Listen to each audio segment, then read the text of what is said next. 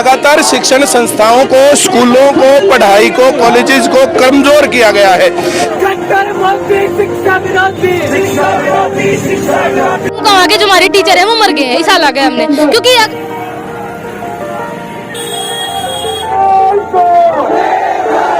एक दो साल की छूट होती है वैसे भी लड़कियों को, और सरकार को क्या है इससे? सरकार के बच्चे तो ना सरकारी स्कूलों में पढ़ने जाते हैं। स्कूल कॉलेज बंद करते हैं, पढ़ेंगे तो रोजगार मांगेंगे, नहीं पढ़ेंगे तो रोजगार कर देते होंगे। सोसाइटी में क्यों लग रहा है, स्टूडेंट के लिए क्यों लग रहा है, उन्हें कोई मतलब नहीं इस चीज से। बंद इसलिए करते हैं ताकि लोगों के अंदर पैनिक मचे।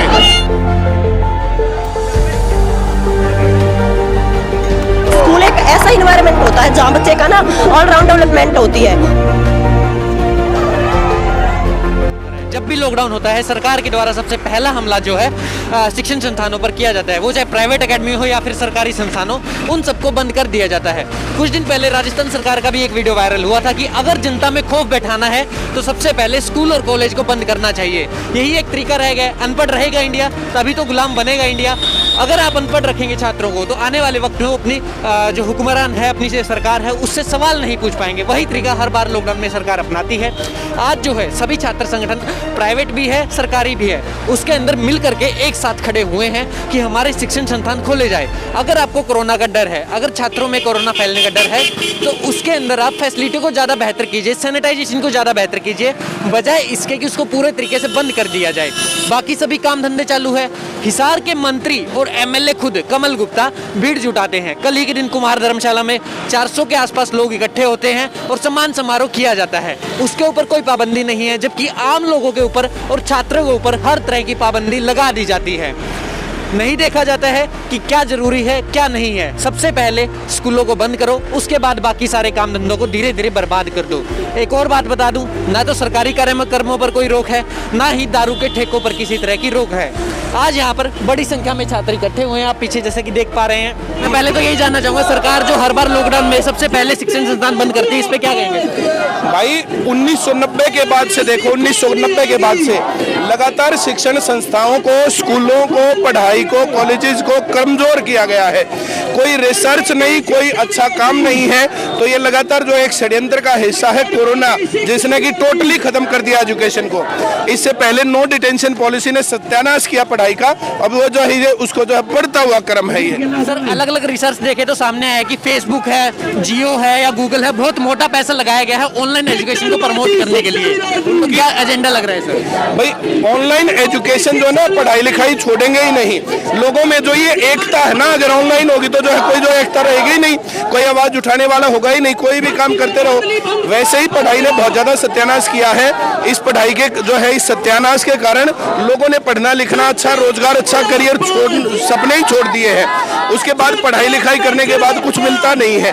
तो इस कारण से जो ना ये सब षड्यंत्र है। और ऑनलाइन एजुकेशन का 2 साल का रिजल्ट है तो सबके सामने कितने मीम्स बने हुए हैं। एक भी आदमी बताए कि उसकी पढ़ाई लिखाई का स्तर सुधर गया। पढ़ाई से मामला बहुत ज्यादा गड़बड़ हुआ और ज्यादा गड़बड़ होता रहेगा। तो सभी जो ये बात है कि शिक्षा को खोला जाए। अलग अलग जगह पर सर छात्रों ने छोटा छोटा प्रदर्शन किया है और आज यहाँ पे संयुक्त रूप से बहुत बड़ा प्रदर्शन हो रहा है जी। उम्मीद कितनी लग रही है प्रशासन पे इसका? भाई देखो, प्रशासन के ऊपर जो है ना, ये जो है जैसे वो आती है जो बेशर्म है, जिसके ऊपर कोई असर नहीं पड़ता है। लेकिन ये लगातार जागरूकता अभियान है। यहाँ से सब लोगों को जो ना जो है जागरूकता मिलेगी, लोगों को पता चलेगा। अब की बारिश तीसरी लहर में हर एक आदमी को ये है कि हाँ, कुछ भी मामला हो शिक्षा को बंद करो, कुछ भी मैटर हो शिक्षा को बंद करो। राजस्थान सरकार की जो कैबिनेट मीटिंग हो रही थी, उसके जो मामला आया था सामने कि हाँ, स्कूल कॉलेज यूनिवर्सिटी बंद करने से हाइप बनेगी, वो हाइप बनाने का मामला वहाँ पर कि जो ये बंद इसलिए करते हैं ताकि लोगों के अंदर पैनिक मचे। क्या तैयारी कर रहे हैं? हम ICS में पढ़ते हैं और जो जितने भी HSSC के जितने भी एग्जाम होते हैं उनकी सभी की तैयारी कर रहे हैं। कोई भी एग्जाम लेती नहीं सरकार। कितना टाइम हो गया, लगभग से 2018-19 में वैकेंसी आई होगी ना ग्राम सेवक पटवारी की, लेकिन अभी तक कोई पेपर नहीं हुआ है। अच्छा, उसका अभी तक पेपर नहीं हुआ? और अभी जैसे बाद में लॉकडाउन लग जा रहा है, उससे कितना नुकसान होता है आपको? बहुत ज्यादा नुकसान होता है। घर वाले पैसे एक करके हमें देते हैं, लेकिन उसका कहाँ यूज करे। अगर कोई पेपर देने की सोचे, वो पेपर आगे कर देते हैं।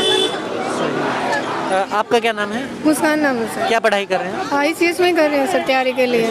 कितना खर्चा हो जाता है आपका महीने का अंदाजा? सर महीने का तो किराया वगैरह मिला के बहुत सारा 1000-1500 रुपये तो हो जाते हैं। गांव से भी तो आते हैं सेंटर में, और अब तक कोई सरकार पेपर तक नहीं ले रही है इतना और खर्चा। सेंटर की फीस अंदाजा कितनी है? सर सेंटर की फीस तो हमारी सर की वजह से बिल्कुल कम है, 6000 रुपये साल की। सर वो सारा उससे ज़्यादा खर्चा हमारा उसमें आ जाता है, परिवहन वगैरह में आने जाने में, तो हमें कितनी दिक्कत होती है। सरकार ने अभी तक कुछ नहीं सोचा।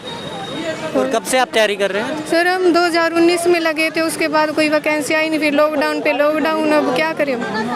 और घर वाले इस बारे में क्या कहते हैं? क्या और अगर ऐसे ही 2-3 साल और निकल गया आपका लॉकडाउन के चक्कर में, तो पेरेंट्स और आगे पढ़ने देंगे? नहीं सर, हमें बस 1-2 साल की छूट होती है वैसे भी लड़कियों को, और सरकार को क्या है इससे? सरकार के बच्चे थोड़ी ना सरकारी स्कूलों उसमें पढ़ने जाते हैं। चाहना नाम है मेरा और प्रोग्रेसिव स्टूडेंट्स फ्रंट से हूँ मैं, PSF से। आज जो प्रदर्शन हो रहा है इससे कितनी उम्मीद लग रही है स्टूडेंट देख? मतलब ये है कि पहले हमने आसी में किया, फिर उसके बाद हिसार में किया, अभी ज्वाइंट में किया है कि जितने भी स्टूडेंट ऑर्गेनाइजेशन है और कोचिंग सेंटर है वो सब आके ना यहाँ पे प्रोटेस्ट करेंगे, ये हुआ है। ऑनलाइन जो एजुकेशन सरकार प्रेफर कर रही है उससे आप लोगों को क्या फायदा होने वाला है, नुकसान होने वाला है? मतलब ऑनलाइन एजुकेशन जो है उससे ना बहुत ज्यादा नुकसान हो रहा है, क्योंकि अगर लड़कियों की बात की जाए तो वो घर पे रहती है तो वो काम ही काम करेंगी, उन्हें कोई भी नहीं कहोगा तो बैठ के आराम से पढ़ ले। जबकि लड़का है, लड़का तो फोन है, ये सारी चीज है, टाइम भी है, लेकिन लड़की के पास ना टाइम होता है ना काम होता है। मतलब घर के कामों में उलझाए रहते हैं। हाँ, बहुत ज्यादा ये होता है कि लड़की को तो बस काम बता दे रहे हैं। इसके अंदर हम देखें अगर सरकारी कॉलेज से जो है स्टूडेंट बहुत सारे आए हैं, लेकिन टीचर्स का कोई रुख नहीं होता है, वो सिर्फ सरकारी फरमान को मानते हैं, उसके बारे में क्या कहेंगे? मतलब ये हम तो नु कहा के जो हमारे टीचर है वो मर गए हैं, इस साल आ गए हमने, क्योंकि अगर होना तो ये चीज था कि कॉलेज यूनिवर्सिटी जब बनाई गई उनमें टीचर का काम ये था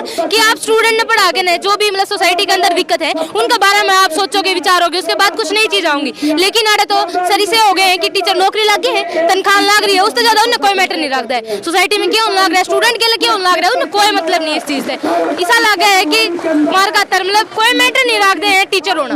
ऑफ द रिकॉर्ड भी आप लोगों की बातचीत होती होगी टीचर से, तो तब उनका क्या रुख होता है ये लॉकडाउन के प्रति? मतलब उनका मानना ये होता है जो सरकार ने कह दिया वो कर देंगे, वरना हमारी तो नौकरी चली जाएगी। नौकरी के आगे उन्होंने अपना ईमान बेच दिया है, ये हो रखा है। जिस तरीके से आप देख रहे हैं लगातार जो है हर बार जब भी लॉकडाउन लगता है सबसे पहला जो अटैक है शिक्षण संस्थानों पे होता है, इस बारे में क्या कहोगे दोस्त? कितना इस नुकसान बारे में सरकार यह चाह रही है भाई कि बालक पढ़े नहीं, पढ़ेंगे तो रोजगार मांगेंगे, सरकार तो रोजगार है कौन नहीं।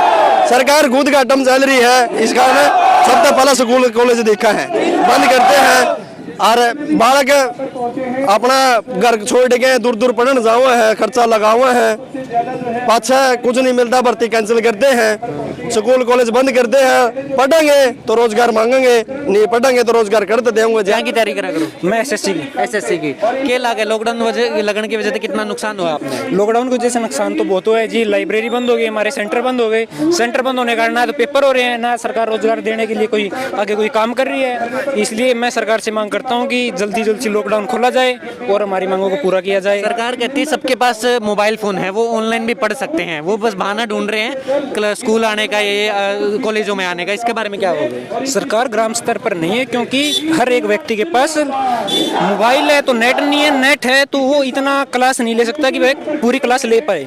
इसलिए सरकार को या तो कोई इसके लिए कोई कार्यक्रम चलाना चाहिए, या कोई लैपटॉप सरकार को अपनी तरफ से कोई कार्यक्रम चला के या स्टूडेंट को देना चाहिए, या फिर खोलना चाहिए सेंटर। खास करके इंटरनेट की फैसिलिटी, इंटरनेट की फैसिलिटी बेहतर की जाए। और अगर घर पे रह करके भी आप पढ़ें, सोच लीजिए आपके पास इंटरनेट भी है, मोबाइल और लैपटॉप भी है, तब भी कितना आप उसके अंदर कंसंट्रेट कर पाते हैं घर में रहते हुए? वो तो सर जब सेंटर में जाते हैं तो 100% लेते हैं ना, तो घर पे रहते हैं तो 40% के करीब ही हम अचीव कर पाते हैं। क्योंकि घर पे रहने के बाद घर वाले बोलते हैं कि भाई ये काम कर दे, वो काम कर दे, और सेंटर में जाते हैं तो कोई हमारे ऊपर बाउंडेशन नहीं होती है, और वहाँ पर बैठ के एक साथ काम करते हैं, तो इसलिए हमारा पूरा फुल कंसंट्रेट वहाँ पर रहता है। सुबह 9 बजे से जाते हैं तो 2 बजे तक आराम से हम पूरा दिन काम करते हैं, शाम को आगे घर का काम, वरना तो पूरा दिन घर का काम चलता ही रहता है। फिर हाँ दोस्त, मैं ये कहना चाह रहा था, लेकिन घर पे रह के जो एक्सपीरियंस सेंटरों में, कॉलेजों में और स्कूलों में मिलता है, उससे बालक वंचित रह जाए। इब जो बालक स्कूलों में जावे हैं तो उनका माहौल देखा है, सीखा है, इब घर में रह के तो घर का काम, खेत का काम ये सीखेंगे। स्कूल बंद करेंगे तो बालक पढ़ने को नहीं पाऊंगे। जिस तरीके से सरकार लगातार ऑनलाइन एजुकेशन की तरफ बढ़ रही है, एज ए टीचर आपको क्या लगता है कितना नुकसान होने वाला है इसका? सर इसमें ना बच्चों का बहुत ज़्यादा नुकसान है, क्योंकि बच्चा ऑनलाइन हम बच्चे को बिठा देते हैं, वहाँ से क्लासेस टीचर्स देते हैं, लेकिन क्या होता है बच्चा उस पर प्रॉपर ध्यान नहीं देता। जैसे मम्मी बच्चे को कमरे में बिठा के चलेगी, बच्चा क्या होता है उस पर गेम ऑन कर लेता है। भाई पेरेंट्स को कई बार पता नहीं होता। गाँव में तो क्या होता है मम्मी पापा इतने ज़्यादा पढ़े लिखे नहीं होते, बच्चे को फ़ोन दे दिया, बच्चे उसमें गेम खेलता है या कोई और चीज़ यूट्यूब चलाता है या इस तरह की एक्स्ट्रा एक्टिविटी करता है, तो इसलिए मुझे नहीं लगता ये ज़्यादा अच्छा है। डिस्ट्रैक्शन ज़्यादा है मोबाइल। हाँ जी, हाँ जी। और बच्चे का ठीक तरह से जो ना हमारा जो नेट प्रॉब्लम है उसमें भाई टीचर के साथ अच्छी तरह से कम्युनिकेशन नहीं हो पाता बच्चों का, क्योंकि उसमें बहुत ज़्यादा प्रॉब्लम होती है, खासकर ग्रामीण क्षेत्र में। बहुत सारे बच्चे ऐसे भी हैं जो स्कूल या एकेडमी में पढ़ने वाले जो लॉकडाउन लगने पर खुशी मनाते हैं कि भाई अब छुट्टी मिल गई हमें, उनके लिए आप क्या कहना चाहिए? कितना उन लोगों को नुकसान है वो झेलने वाले हैं आने वाले टाइम में जिनको समझ नहीं आ रहा है? हाँ जी, वो बिल्कुल झेलेंगे। देखो जैसे पहले कोरोना हुआ था तो सब कुछ बंद हो गया था, जो हमारी क्लासेस थी ऑनलाइन चलती रहती थी। जो बच्चे उस टाइम पे थोड़ा सा ध्यान दे के पढ़ गए तो हमारी अब जो वैकेंसीज की जो हमारा रिजल्ट आया था उसमें बहुत सारे बच्चों ने अच्छा परफॉर्म किया, बहुत सारी ज्वाइनिंग हुई हमारे आईसीएस कोचिंग सेंटर से। लेकिन जो बच्चे उस टाइम पे नहीं पढ़े थे और जिन्होंने भाई सर की बात को नहीं माना था, तो वो बच्चे आज भी क्या कि पीछे रह गए हैं। अगर बच्चे अब भी ऐसा करेंगे तो वो और पीछे चले जाएंगे, और मुझे लगता है आने वाले टाइम में वो कहीं स्कोप करेंगे। तो पढ़ाई बच्चों को कंटिन्यू करनी चाहिए। बहुत सारे जो सरकारी टीचर हैं जो 80-80, 90-90 हज़ार की तनख्वाह लेते हैं, वो भी इस चीज़ को बड़ा एंजॉय करते हैं। हाँ भाई बंद हो गया ठीक है, हेडेक थोड़ी सी कम हो गई। हाँ, वो लोग क्या सोच रहे हैं कि भविष्य के बारे में नहीं सोच रहे बच्चों के?